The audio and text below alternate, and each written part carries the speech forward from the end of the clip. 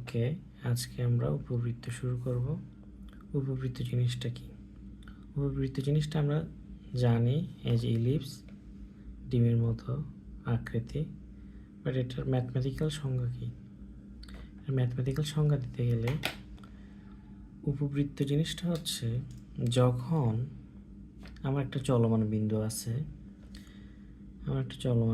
আছে, পি মনে করলাম, যখন এই চলমান বিন্দুটা এমনভাবে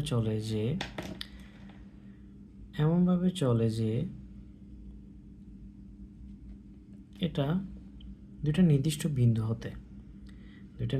বিন্দু থেকে এর দূরত্বর যোগফলটা একটা কনস্ট্যান্ট হয়। আমি দুইটা নির্দিষ্ট বিন্দু নিলাম, একটা S1 একটা S2। এখন উপবৃত্ত জিনিসটা কখন ক্রিয়েট হয়?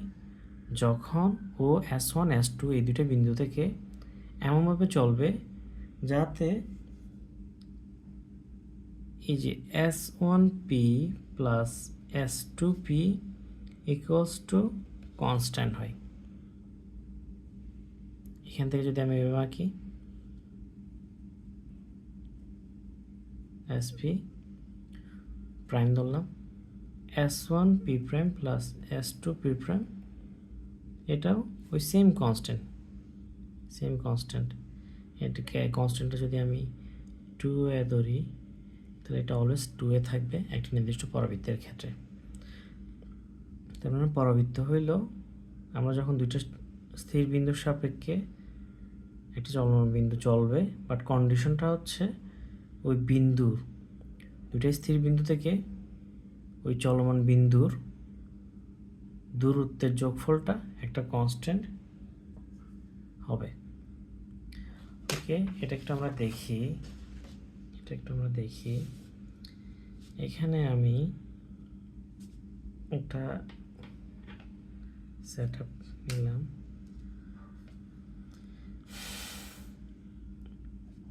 এখানে আমি সুতা দিয়ে আগে থেকে আমি জিনিসটা রেডি করে রাখছি। এই যে এখানে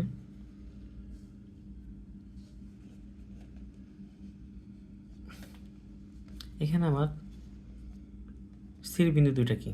স্থির বিন্দু দুইটা হচ্ছে এই দুইটা, এই যে এখানে একটা, যেখান থেকে সুতা বের হচ্ছে, এটা হচ্ছে আমার একটা স্থির বিন্দু, আর এটা হচ্ছে আরেকটা স্থির বিন্দু। এখানে একটা আমি সুতা দিয়ে দিছি। এই সুতা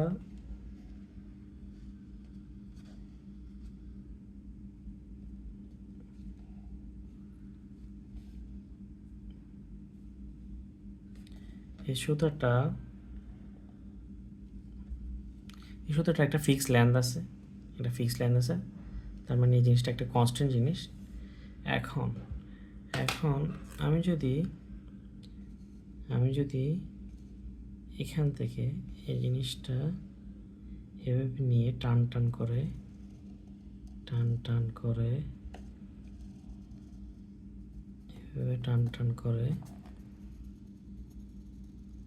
এভাবে ঘুরাইতে থাকি,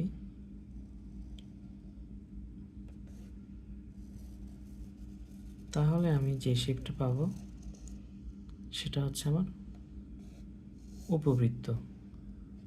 যদিও এখানে আমার এটা একটু গোলাকার মনে হচ্ছে, এটার কারণে আমার এই ডিস্টেন্সটা একটু বেশি হয়ে গেছে। মাঝখানে ডিস্টেন্সটা বেশি হয়ে গেছে, এটা একটু কম নেওয়া লাগতো।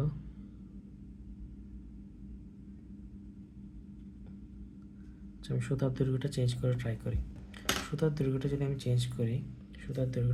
চেঞ্জ করি, তখনও আমি একটা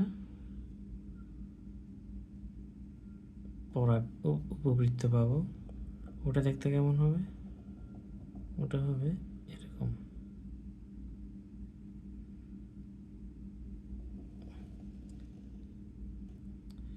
এটা এখানে টান হয় না, এই জন্য একটু নড়ে গেছে, বাট আমরা রাফলি বুঝতেছি এটা কি। তাহলে এখানে দেখা যাচ্ছে কি, এই যে এখান থেকে আমি যদি এটা দেখি, এই যে এখানে এটা পি বিন্দু, এই যে আমি কলমটা যেখানে ধরছি আমি কলমটা যেখানে ধরছি ওখানে কলমের মাথাটা যেখানে আছে ওটা পি বিন্দু। তাহলে S1 আর পি, S2 আর পি, এই যে দুইটা নির্দিষ্ট বিন্দু হতে আমার একটা ওই যে চলমান বিন্দুর দূরত্ব, এই দূরত্ব যোগফলটা কি? এই দূরত্ব যোগফলটা আসলে সুতার দৈর্ঘ্য না? এই সবসময় সুতার দৈর্ঘ্যটা কিন্তু আমার কনস্ট্যান্ট থাকতেছে। আমি যতই টান টান করে ঘোরাচ্ছি যখন আমার পুরো প্রক্রিয়ায় আমি যদি দেখি এই জিনিসটা কিন্তু আমার কনস্ট্যান্ট থাকতেছে। এই জিনিসটা আমার সুতার দৈর্ঘ্যটা অলওয়েজ কনস্ট্যান্ট থাকতেছে। তার মানে আমার S1 আর S2 নির্দিষ্ট বিন্দু হতে চলমান বিন্দু যে দূরত্ব যোগফল ওটা আমার কনস্ট্যান্ট থাকতেছে। আর ওটা কি কোন শেপ ক্রিয়েট করতেছে? ওটা আমার একটা পরাবৃত্ত ক্রিয়েট করতেছে। তার মানে আমরা পরাবৃত্ত জিনিসটা কেমন আসে ওটা দেখলাম। এখানে S1 S2 এগুলোকে বলে পরাবৃত্তের ফোকাস। সরি, আমি পরাবৃত্ত বলতেছি কেন, উপবৃত্তের ফোকাস।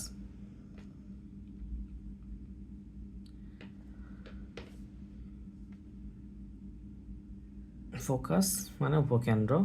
এর আগে পরাবৃত্ত আমাদের একটা উপকেন্দ্র ছিল, এখানে দুইটা উপকেন্দ্র।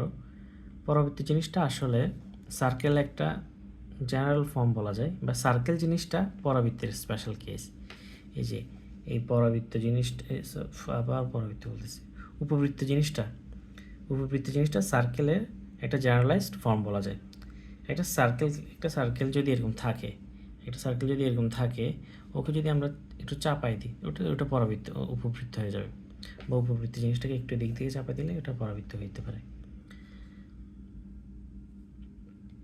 ওকে।